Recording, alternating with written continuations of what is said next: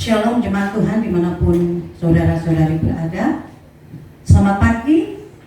Kita ketemu lagi di dalam ibadah online service pada pagi hari ini. Mari kita semua siapkan hati kita. Kita mau beribadah kepada Tuhan. Saya ajak saudara-saudari untuk kita berdoa. Bapak Sorgawi, terima kasih Tuhan atas pagi yang Engkau berikan. Kami bersyukur karena Engkau berikan kesempatan bagi kami untuk kami boleh beribadah kepada-Mu. Karena itu Tuhan, tolong kami, berikan kami kemampuan oleh karena kasih karunia-Mu, agar sungguh-sungguh pada waktu kami memulai ibadah Tuhan, kami menyerahkan tubuh, roh, dan jiwa kami untuk memberikan yang terbaik bagi-Mu, sehingga pada waktu kami menerima berkat firman-Mu, ada isi hati Tuhan yang Tuhan nyatakan di dalam kehidupan kami secara pribadi. Beracara Roh Kudus, ambil alih ibadah ini dari awal, pertengahan, hingga akhirnya, hanya di dalam nama Bapa, Putra, dan Roh Kudus. Di dalam nama Tuhan Yesus, mari kita semua katakan amin.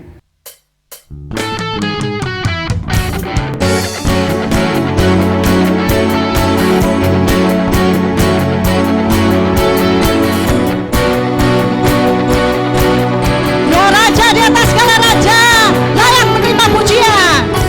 Bersyukurlah kepadanya, bawalah pujian baginya, karena Dia Raja, Dia yang perkasa. Tuhanlah kekuatanku, mazmur dan keselamatanku, Dia penolongku, Dia beri hidupku. Kau yang berjaya, seluruh semesta sujud menyembah. Agunglah kebangkitanmu, mujizat telah terjadi. Junjung kasih anugerahmu, kekal teguh dan mulia. Masyurlah perbuatanmu, Kau penyelamat hidupku. Kasih-Mu tiada tara, bertahta Kau Tuhan Rajaku.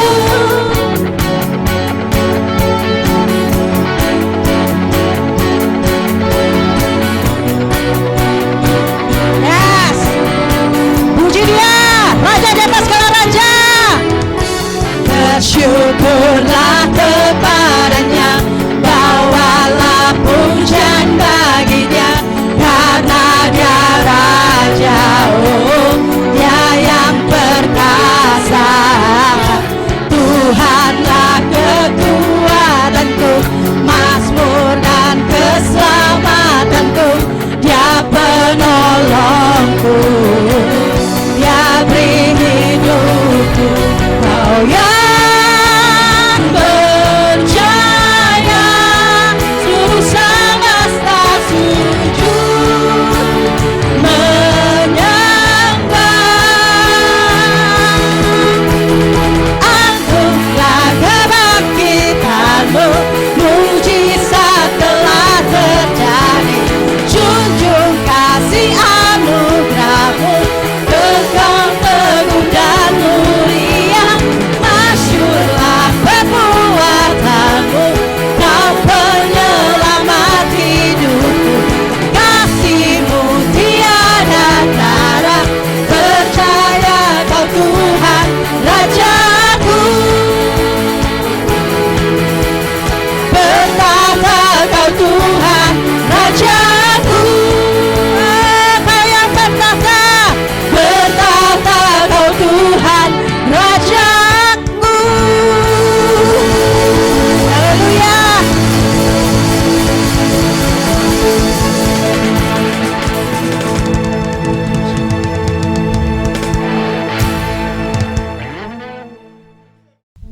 Mari jemaat Tuhan, kita saatnya untuk mempersiapkan hati kita untuk mendengarkan firman Tuhan, untuk isi hati Tuhan. Kita mau menyembah Dia, karena Dia Allah yang layak disembah. Oh, ya Rabbi. Haleluya.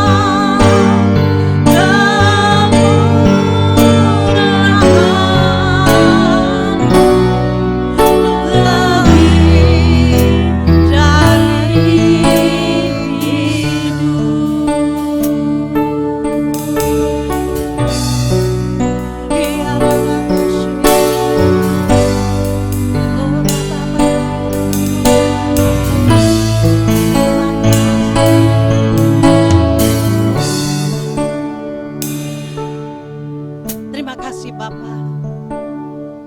Kami mengucap syukur karena Engkau layak disembah. Dan saatnya Tuhan, kami mau buka hati kami. Kami mau respon kebenaran firman-Mu. Karena firman-Mu yang memerdekakan hidup kami. Firman-Mu menjadi terang bagi langkah dan jalan kami. Berbicaralah Roh Kudus, apa yang menjadi isi hati-Mu bagi setiap jemaat. Ambil alih pemberitaan firman-Mu terus.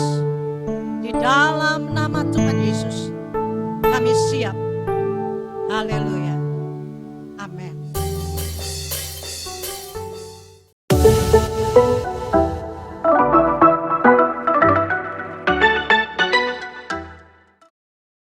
Saudara, firman Tuhan yang akan kita baca bersama-sama pada hari ini, saya ambil dari Matius 28 ayatnya yang ke-19 sampai yang ke-20, yang berbunyi, "Karena itu, pergilah, didikanlah segala bangsa muridku, dan baptislah mereka dalam nama Bapa dan Anak dan Roh Kudus, dan ajarlah mereka melakukan segala sesuatu yang telah kuperintahkan kepadamu, dan ketahuilah, Aku menyertai kamu senantiasa sampai kepada akhir zaman." Dan pembacaan yang kedua saya ambil dari Markus 16 ayat 15 sampai 16, saya berkata, "Lalu ia berkata kepada mereka, pergilah ke seluruh dunia, beritakanlah Injil kepada semua makhluk. Siapa yang percaya dan dibaptis akan diselamatkan, tapi siapa yang tidak percaya akan dihukum." Saudara, kedua ayat ini merupakan dasar daripada gereja di seluruh dunia, baik gereja universal maupun gereja lokal, untuk menjadi gereja misi. Adapun tema yang kita ambil daripada pembacaan tadi adalah mentuntaskan amanat agung. Karena kedua ayat tadi itulah merupakan amanat agung, dan inti daripada amanat agung ini ialah pergi untuk memberitakan Injil. Kenapa temanya masih perlu dituntaskan? Berarti masih ada masalah di dalam perintah untuk pergi memberitakan Injil. Perintah ini sebenarnya sudah dilakukan atau diberikan pada 2000 tahun yang lalu. Tetapi kenapa sampai sekarang dikatakan belum tuntas? Artinya belum semua jemaat yang diperintahkan untuk memberitakan firman ini, memberitakan Injil ini, belum melakukan semuanya. Dan tentunya ada masalah, dan nanti kita akan pelajari apa masalahnya.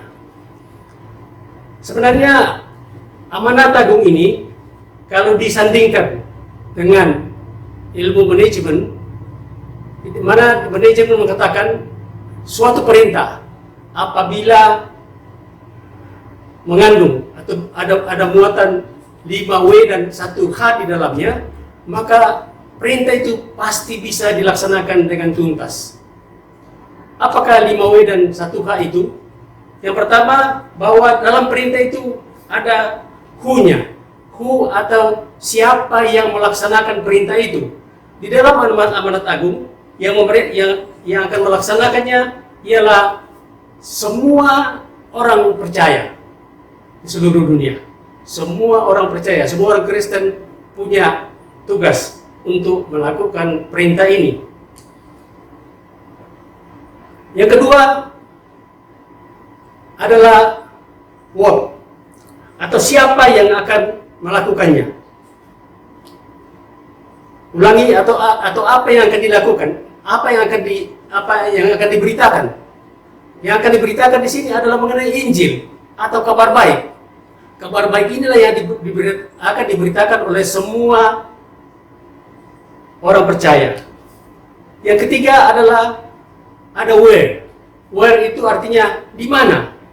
Di mana Injil ini akan diberitakan. Di dalam perintah itu dikatakan di seluruh dunia. Hanya di dalam Kisah Rasul 1 ayat 8 lebih dirinci lagi bahwa harus dimulai dari Yerusalem, baru ke seluruh dunia. Jadi jangan kita neko-neko seluruh dunia dulu, padahal Yerusalem atau keluarga kita masih ada yang perlu diinjili, lalu kita tidak lakukan itu. Yang keempat adalah when. Kapan? Kapan Injil ini diberitakan? Di dalam perintah itu dikatakan dilakukan sampai pada akhir zaman. Jadi sejak dikeluarkan perintah ini sampai pada akhir zaman, itulah waktunya untuk memberitakan Injil ini. Dan yang kelima itu, yang kelima adalah why. Kenapa? Kenapa kita harus memberitakan Injil ini? Harus diberitakan supaya yang menerima, yang percaya tidak jadi dihukum, tapi selamat masuk ke dalam surga. Dan H adalah how. How ialah bagaimana caranya Injil ini diberitakan. Saudara, jadi kalau ini bisa lancar dilakukan, maka sebenarnya perintah amanat agung ini tidak ada lagi masalah. Tapi kelihatannya ada 2 poin di sini yang menjadi masalah, yaitu what dan how. Itu apa yang diberitakan mengenai Injil dan mengenai bagaimana caranya. Masalahnya adalah di dalam jemaat belum tentu semua mengerti apa itu Injil, apa itu kabar baik. Memang sudah sering kita dengar, tapi mungkin kita merasa tahu padahal sebenarnya tidak tahu. Karena contohnya dalam satu jemaat, kalau ditanya satu persatu, kalau engkau mati nanti malam, kira-kira kau masuk surga enggak? Setelah ditanya satu persatu dan dikumpulkan jawabannya, maka jawabannya tidak akan seragam. Ada yang akan mengatakan, waduh, masih ragu karena saya masih banyak dosa. Yang kedua, ada yang menjawab, belum tahu, itu terserah Tuhan aja. Ada juga jemaat akan menjawab, pasti saya masuk surga. Lalu kalau kita tanya lagi, apa alasanmu bilang pasti masuk surga? Bilang, loh, kan saya kan sudah orang Kristen, saya kan sudah dibaptis, saya kan sudah jadi WL, saya kan sudah singers, saya kan sudah jadi taat bayar persepuluhan, saya kan sudah banyak berbuat baik. Kalau jawabannya begitu, maka sama saja yang pertama dan kedua tadi, bahwa jemaat ini belum mengetahui Injil. Itu sebabnya masih perlu dituntaskan. Saudara, jawaban yang paling benar dari jemaat itu, mungkin ada yang dominan yang mengatakan, saya pasti masuk surga karena semua dosa-dosa saya sudah dihapus oleh darah Tuhan Yesus. Darah Tuhan Yesus sudah menghapus semua dosa-dosa saya, sehingga upah dosa adalah maut itu tidak menjadi kenyataan dalam hidup saya.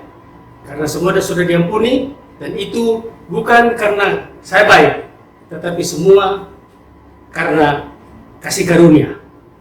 Itulah jawaban yang benar. Tetapi karena masih ada jawaban yang tadi yang aneh-aneh, maka dikatakan masih perlu untuk memberitakan Injil ini juga kepada jemaat.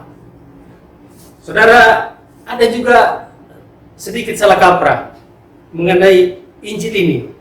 Ada yang mengatakan bahwa Injil itu identik dengan berbuat baik. Padahal sebenarnya berbuat baik itu memang bisa-bisa saja, tapi tidak bisa menyelamatkan kita untuk masuk surga. Agama Yudaisme mengatakan bisa masuk surga kalau berbuat baik dengan melakukan semua hukum Taurat.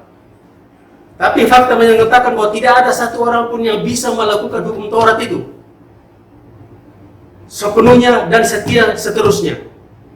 Katakanlah dibilang, saya kan sudah tidak berhala, saya sudah tidak mencuri, saya tidak membunuh, saya tidak berzina, saya tidak berjadi saksi dusta. Tapi itu adalah dosa-dosa yang merupakan dosa-dosa yang menjadi yang kelihatan. Tapi ada dosa yang kelihatan yang kadang-kadang kita tidak sadar, yang membuat kita seolah-olah merasa sudah melakukan kebaikan, tapi sebenarnya tidak.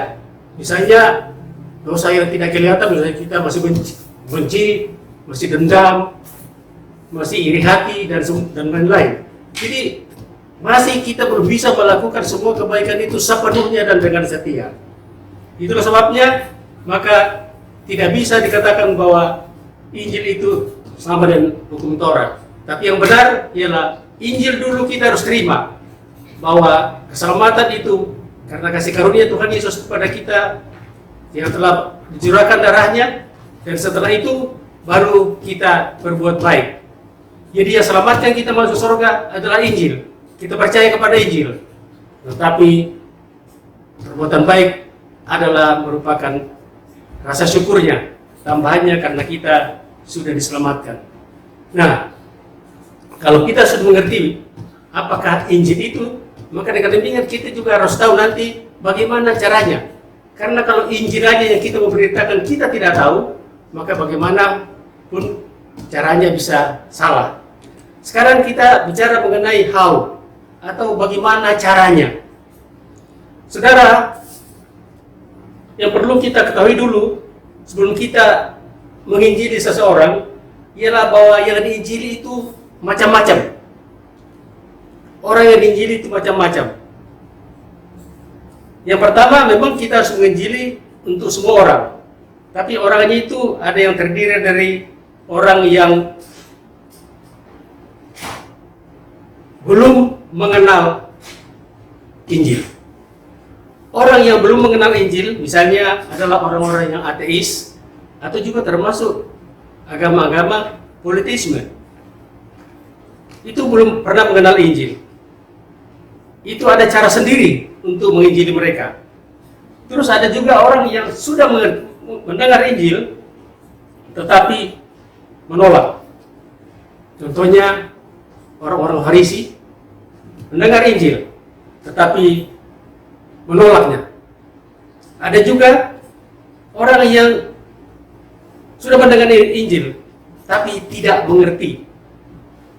Di dalam Kisah Rasul 8 ayat 27 dan seterusnya, ada cerita mengenai sida-sida dari Ethiopia yang sebenarnya sudah pergi beribadah, jadi sudah mendengar Injil, tapi dia belum mengerti. Itulah sebabnya Roh Kudus menyuruh kepada Filipus supaya pergi menjelaskan kepada sida-sida itu. Dan setelah dijelaskan, barulah sida-sida itu mengerti dan setuju untuk dibaptis. Ada juga yang sudah mendengar tapi murtad lagi. Makanya di dalam Alkitab ada juga contoh perumpamaan 100 domba, di mana satu hilang, maka yang satu ini harus dicari. Satu yang hilang ini berarti satu yang murtad, tapi harus dicari dan diinjili kembali supaya bisa kembali untuk terima Injil itu yang bisa menyelamatkan, bisa masuk surga. Saudara, saya pernah menginjili saudara saya di kampung. Bertahun-tahun setiap kali ketemu saya minta supaya masuk Kristen, karena dia dari kecil tidak Kristen. Dan selalu dia bilang, nanti aja lah, kapan-kapan, pokoknya saya akan masuk. Sedang, jangan bilang kapan-kapan, karena apakah sudah tahu kapan akan meninggal? Jangan-jangan belum sempat masuk baru meninggal, rugi sendiri. Dan kemarin saya kaget waktu tahun lalu saya pulang, dia bilang sama saya, Kak, saya sudah dibaptis. Jadi bagi ampau dong. Terus saya bilang begini, loh, alasan kamu mau dibaptis apa? Bilang kan kakak yang suruh. Waduh, ini saya pikir belum, masih perlu diinjili. Dan saya rencana kalau pulang ini, bulan Desember, saya akan ketemu lagi. Baru saya menjelaskan sebenarnya untuk apa dibaptis. Kalau misalnya cuma hanya karena disuruh, dan tidak tahu apa inti daripada Injil itu, maka dia akan percuma untuk dibaptis dan masuk Kristen. Saudara, ada juga yang saya injili, yang kebetulan dia murtad, tapi dia bersikeras. Terus waktu terakhir karena tidak bisa ketemu, saya tanya, mau nggak saya doain? Dia bilang, saya tidak mau. berarti keras sekali. Tapi sampai sekarang pun, setiap kali saya berdoa, saya tetap doakan dia. Biarlah Roh Kudus yang bicara. Karena kalau saya bicara, belum tentu memang diterima. Tapi kalau Roh Kudus, maka Roh Kudus tidak ada yang mustahil bagi Tuhan. Saudara, yang kedua yang perlu kita ketahui kalau menginjili seseorang ialah bahwa yang mudah menerima Injil itu adalah sesuai dengan kesaksian Alkitab adalah orang-orang yang merasa berdosa.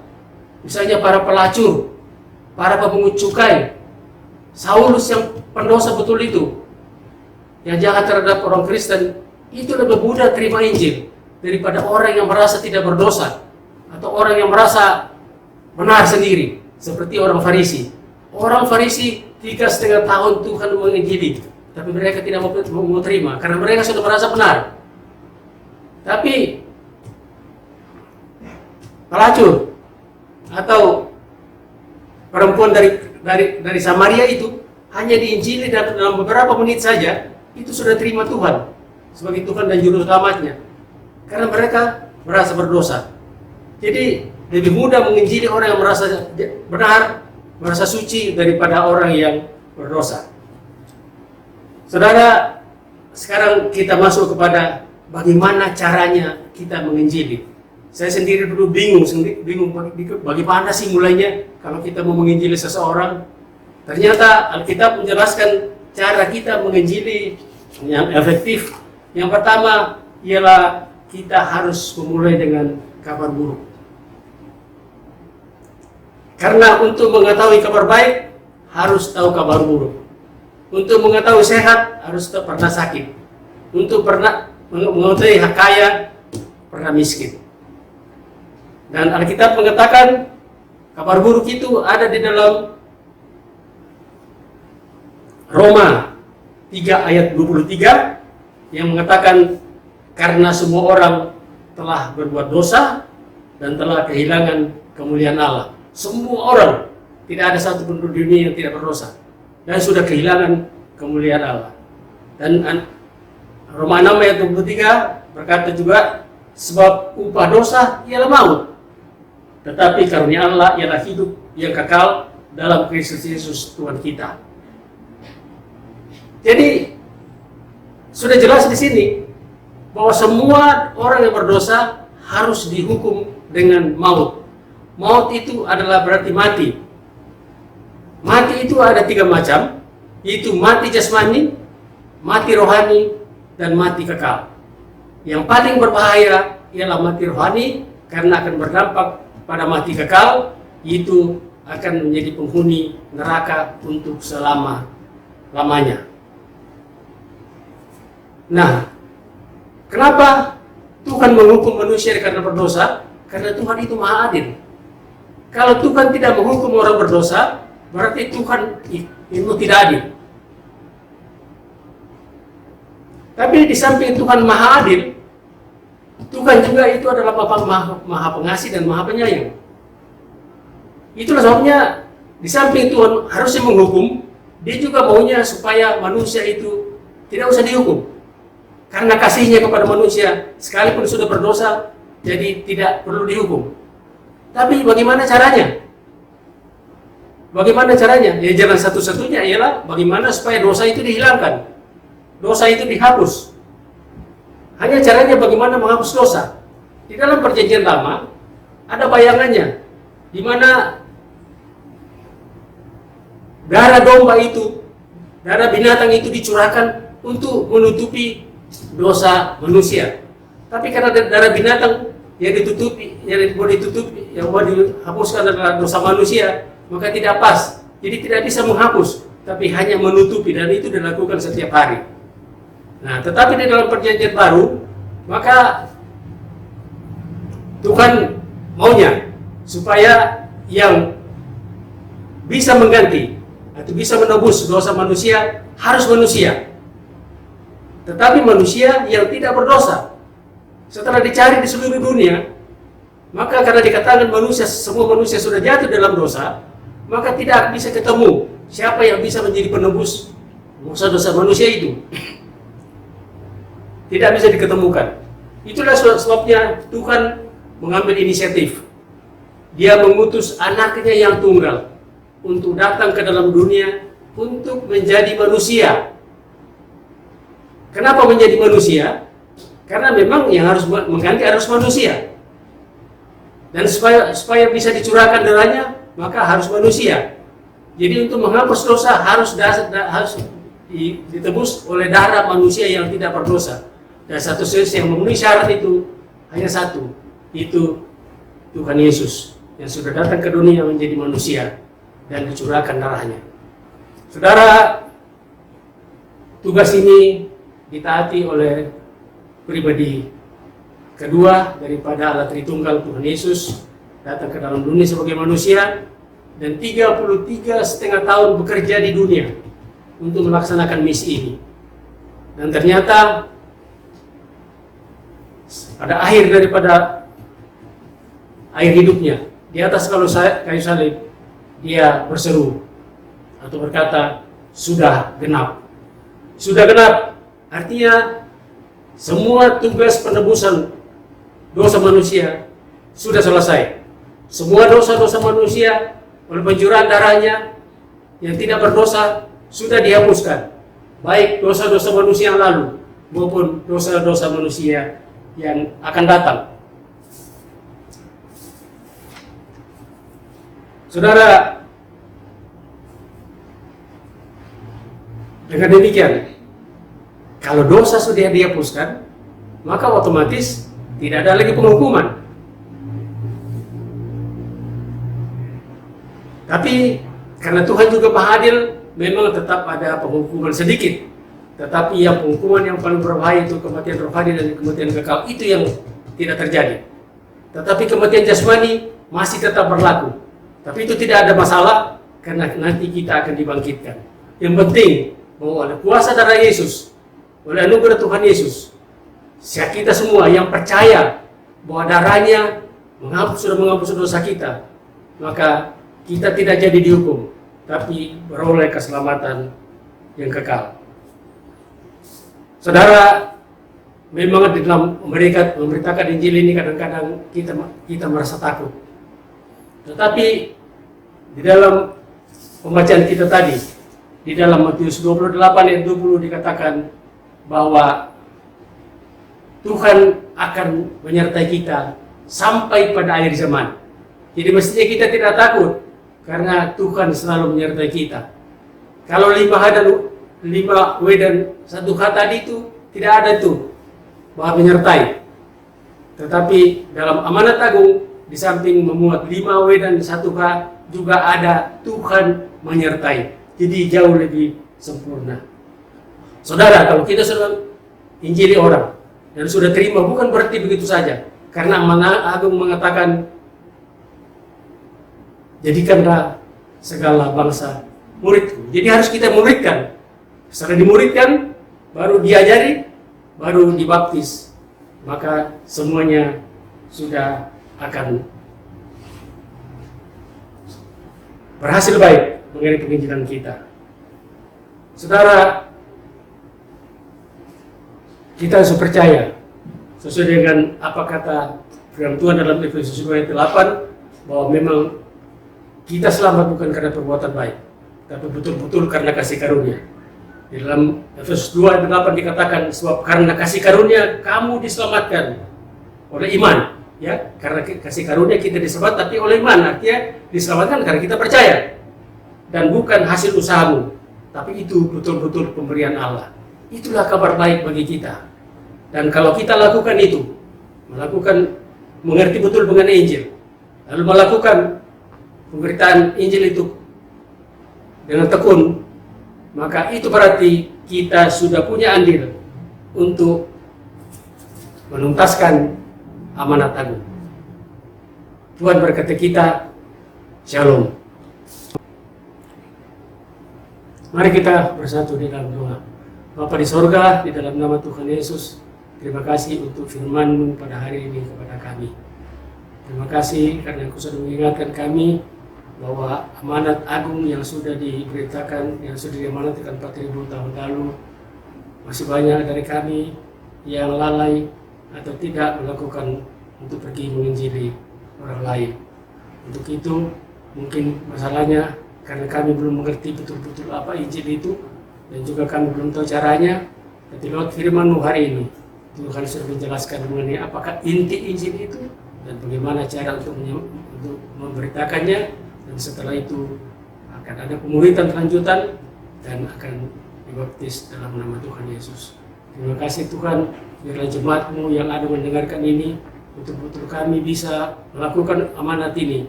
Jangan sampai kami hanya mengatakan itu adalah bagiannya pendeta, itu hanyalah bagiannya evangelis, tapi sesuai dengan perintah itu berlaku bagi kami semua.